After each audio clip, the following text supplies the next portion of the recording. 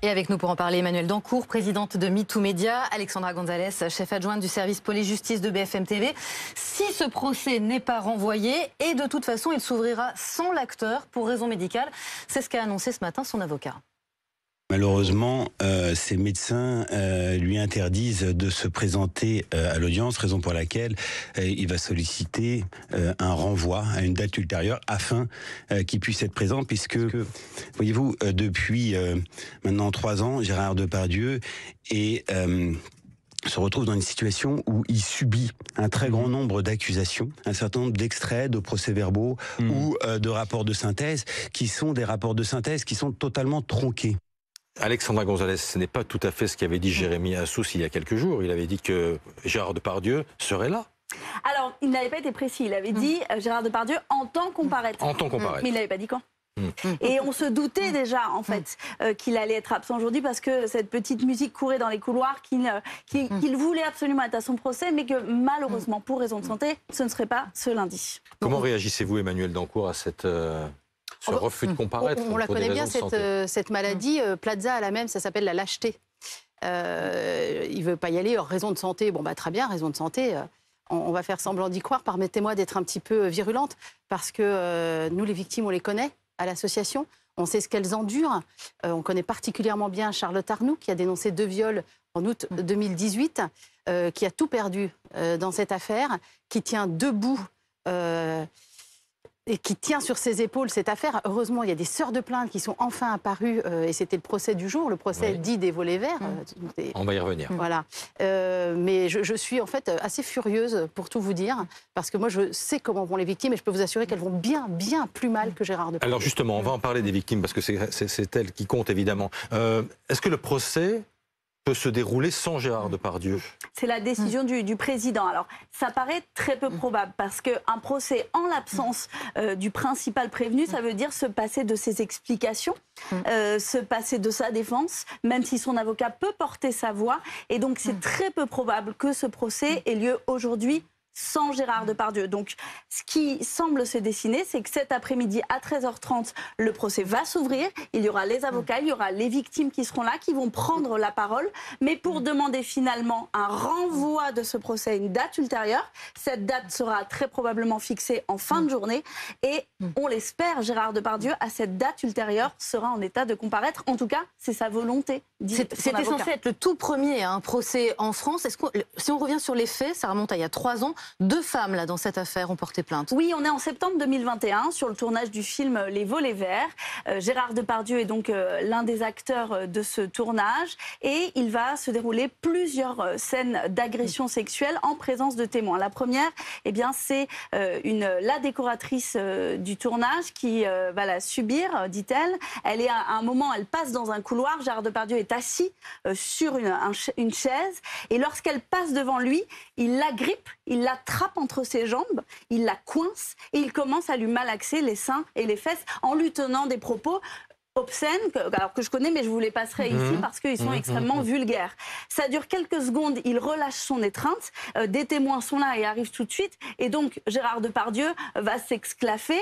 Il va quand même être sommé de s'excuser par l'équipe de tournage derrière, mais il va faire des excuses qu'il va faire sans vraiment les penser, et en balayant de ses gestes, en disant que bon, c'est du Depardieu, quoi. Voilà, et en puis, disant aussi que la fille en question est une emmerdeuse, et voilà, pour dire les choses assez brutalement. Et lui dit, c'est rien. Sauf qu'elle va décrire derrière une sidération, un choc qui va durer, un traumatisme. Et puis il y a aussi Sarah, qui est assistante réalisatrice sur ce tournage, et qui, elle, va décrire 3 scènes d'agression sexuelle où il lui touche un jour les seins, un jour les fesses, un jour une autre partie du corps. Et donc tout cela devait être jugé aujourd'hui. J'ai dit devait parce que comme il sera absent, ce ne sera probablement pas le cas. Emmanuel, Gérard Depardieu reconnaît, je le cite, des grossièretés, des blagues pouvant heurter la sensibilité, des répliques un peu paillardes, style Bertrand Blier. C'est ça sa défense, et c'est une défense alors que les faits se sont déroulés, je parle sous le contrôle d'Alexandra Gonzalez, devant témoins, on est d'accord? Ouais. C'est une défense très pauvre, hein. C'est pas pour rien qu'il ne vient pas, parce qu'il n'a pas grand-chose pour lui. On résume tout ce que vous venez de dire sous le vocable « Ah bah ça va, c'est Gérard ».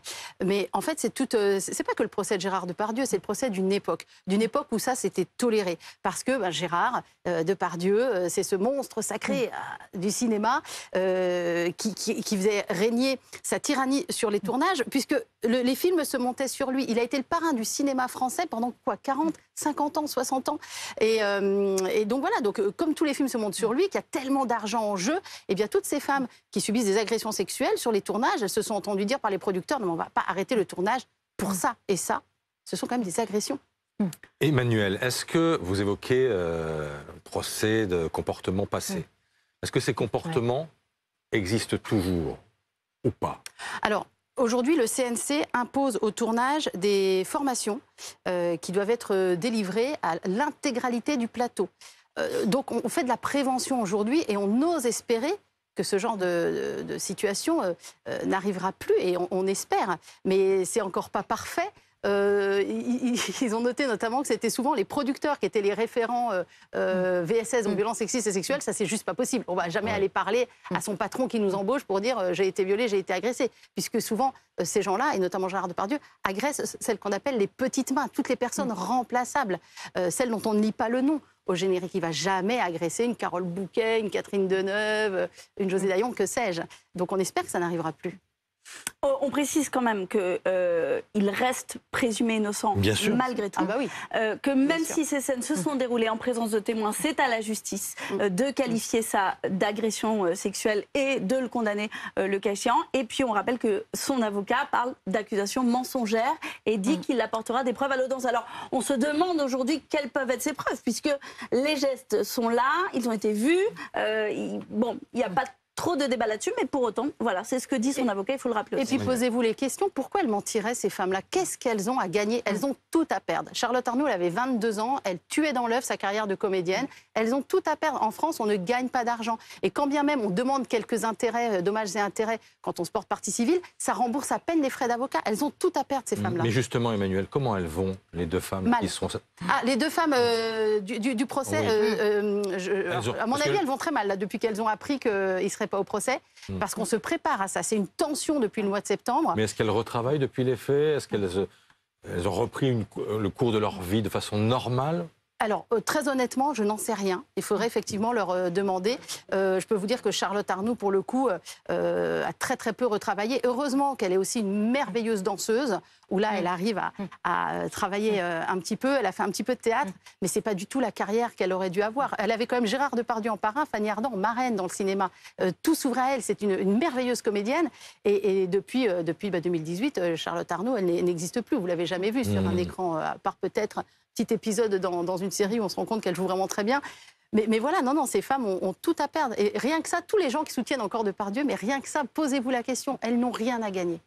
13h30 donc, pour le début du midi 30, procès. la manif, qui à mon avis va être manifestation très devant sévère. le tribunal, effectivement. Et donc peut-être un renvoi du procès, nous saurons ça très vite en début d'après-midi. Merci d'être venu nous voir, merci à toutes les deux.